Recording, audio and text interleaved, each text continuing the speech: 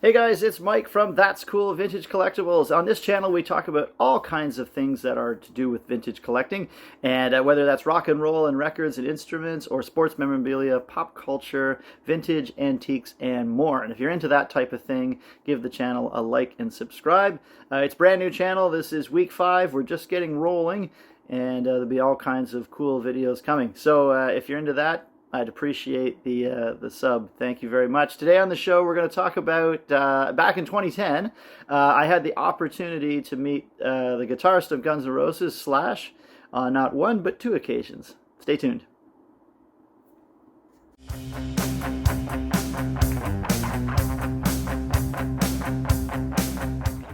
So the other day I was going through a box of stuff and I came across this program from Canadian Music Week in 2010, and I thought, oh yeah, I went to this, and it was at the Royal York Hotel in Toronto, and it was a week that celebrates the music industry in Canada, and they had keynote speakers. One was Dave Stewart from the Eurythmics, and the other was Slash from Guns N' Roses. And I thought that might be a cool thing to go and see. So I did get a ticket to go to Slash's speaking engagement that day. And so up I went, and the Royal York is, for those who don't know that hotel, it's a pretty posh place. And way back when was the real deal for where you would stay in the city, that's for sure. And a lot of musicians did stay back there in the 60s and 70s for sure. So I went, and it's upstairs in a boardroom, kind of, I shouldn't say a boardroom because it's more of a conference hall.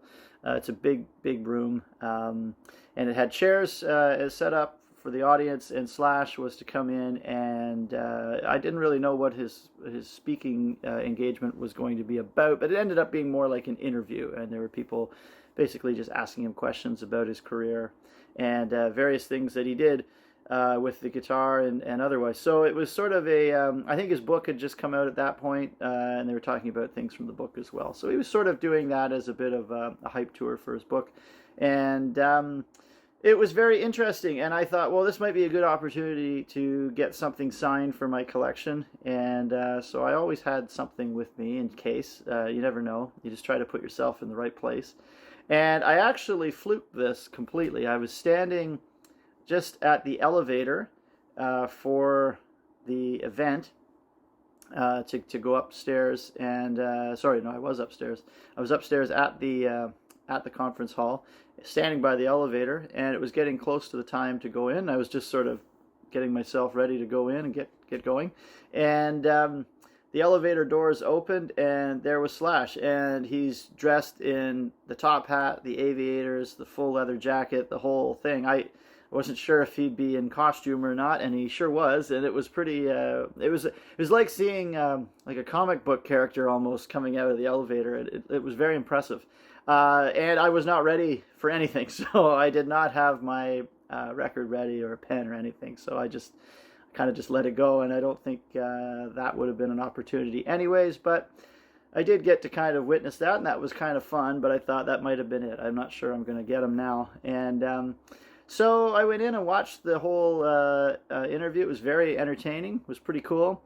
And afterwards, he sort of left before the crowd did. So it was very tough. I didn't get anything else. That was my one opportunity. And I felt a little bit like, boy, I kind of blew it. You know, I didn't. I sort of had a chance there and didn't get anything. And everybody that collects autographs out there will know that sometimes this happens, and you get a shot, and if you're not ready or the stars don't align, that was your shot. And for me as a collector, I don't like buying autographs. I'd rather have something that I know is real and get it in person and that. So I was a little bit disappointed in that.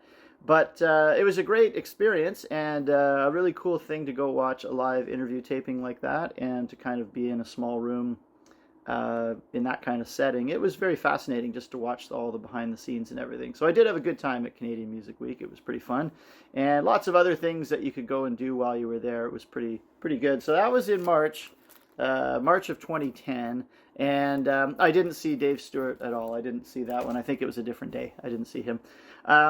So that was sort of it, but it was kind of a funny year, 2010. There was multiple opportunities to try to get a Slash autograph, so I kind of thought, well, maybe I'll get it another time. And that's what ended up happening.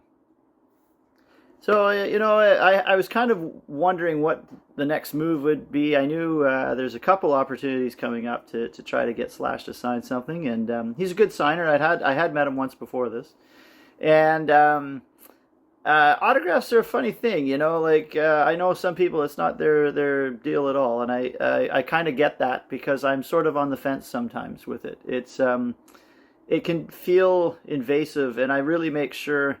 If I do ask somebody to sign something, that the situation's right, and that you're not just sticking something in their face and demanding they sign something while they're eating dinner or something like that. It's just you have to keep a human element to it, and I don't want to ever be one of those types of fans. It's not it's not what I do it for. I think getting an autographed item is cool, and it's more about the experience for me, and that chance to actually connect with somebody who's inspired you as a musician or whatever type of autograph that you collect. It's kind of cool to have that opportunity to, just have that interaction and experience with somebody that you've admired or has meant something to your own development as either a musician or an athlete or whatever it is. It's just kind of cool to have that opportunity and to have that little moment that you can connect with that other person. And if you do it properly, you can have some really great experiences outside of the realm of a meet and greet, which to me are just overblown, overpriced. And a lot of the times during those events, I've seen it firsthand.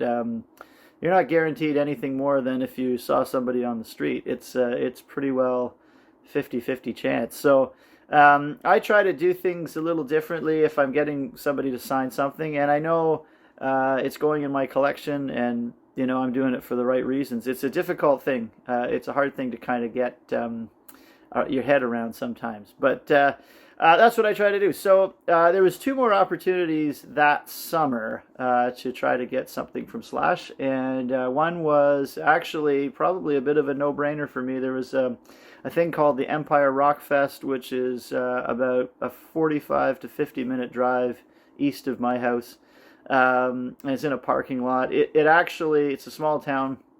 As an experienced autograph guy, this wouldn't have been very hard probably to get something at that. But I had a gig myself that day, and I couldn't go. And I was a little bit thinking, man, that's another chance. It didn't line up. It didn't go. And so the only chance I had left was in September of that year. Miles Kennedy and the Conspirators and Slash were playing in Toronto at Cool House, which is part of the complex that was known as the Government. It's a bit of I think they actually tore it down in 2015. It's gone now, but it was more of a dance club area, but it could hold 10,000, and it was big enough to do those types of gigs. And so I had a little plan of what I was trying to do, and see about getting something signed. So in September of 2010, I made the pilgrimage into Toronto and headed up to the Yorkville neighborhood. Yorkville is a neighborhood that, it's full of high-end upscale shops and hotels and restaurants, and a lot of movie stars and musicians and athletes tend to stay in that neighborhood. And if you're lucky, you'll kind of wander around and run into somebody. And if you know who's in town and you have something with you, that you have a good chance of getting an autograph or getting something to add to your collection. So that's what I did. I went in with very little expectations, but I was lucky enough to see Slash and to meet him on the street, and to have a little exchange with him for a few minutes, and to get him to sign my record, which was a huge thrill for me. I was really pleased that he did it, and he was very good. He was very good about it, and it was, quite an opportunity and quite a thrill. So I was very glad to add this to the collection, and it's one that I'll always treasure, and one that'll be here for a very long time. So that's going to do it for today. That's the story of how my Slash signed record got here. And if you're an autograph collector, we all have great stories of different, little strokes of luck that happen to make things line up, that sometimes you're in the right place at the right time. And we all have the other side of things where either somebody won't sign, or it just didn't work, or you just weren't in the right spot when it happened. So it's all luck, and it's all, part of the journey as a collector. But it is fun to collect autographs. I enjoy collecting the experience as well as the autograph, and just having that one-on-one with somebody that's meant something to your own kind of journey as either a musician or an athlete, or whatever it is you do. So it's pretty fun to add that to your own collection. Leave a list in the comments of some of your favorite interactions with people, and we'll definitely see you next time. Make sure you like and subscribe. Brand new channel, but we're well on our way. So thanks very much, and we'll see you next time. Keep on collecting.